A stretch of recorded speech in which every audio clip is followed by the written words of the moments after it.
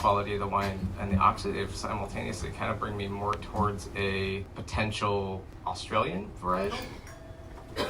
Right hemisphere, wrong variety. Anybody else want to take a crack at it?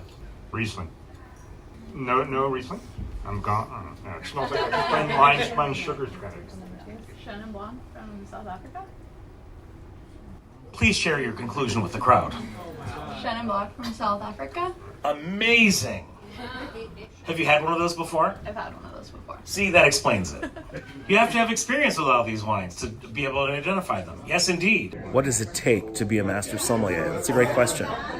Patience, for one thing. Humility, for another. Hard work, and a sense of organizational and presentational detail about wine and service in restaurants. The master sommelier is someone who has earned the right to be a leader and a teacher in a trade practiced by many, but it's important for anyone trying to be a master that they work A, in fine dining environments, B, with wine lists that are a little more structured, deeper in a restaurant that has very demanding service standards. If you thought it was Pinot Noir, you're right. So, well done. Excellent. In your conclusion about variety.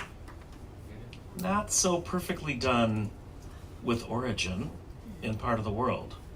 Becoming a great taster is practice, practice, practice. But I think tasting is harder than it ever has been because there's so many good wines from around the world. Yeah, I thought it had, the first time I smelled it, this is like Brett City, man. It's just got a lot of horse manure and that kind of stuff in it. Great wines, Joe.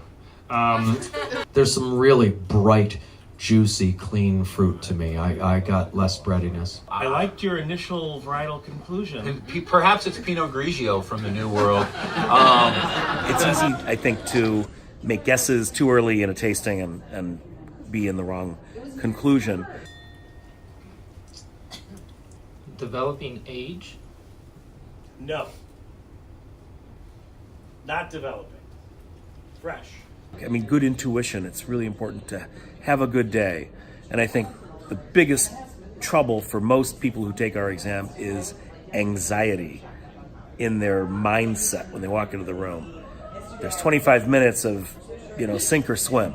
And it should be a more pleasant experience than I think it ever is for most people.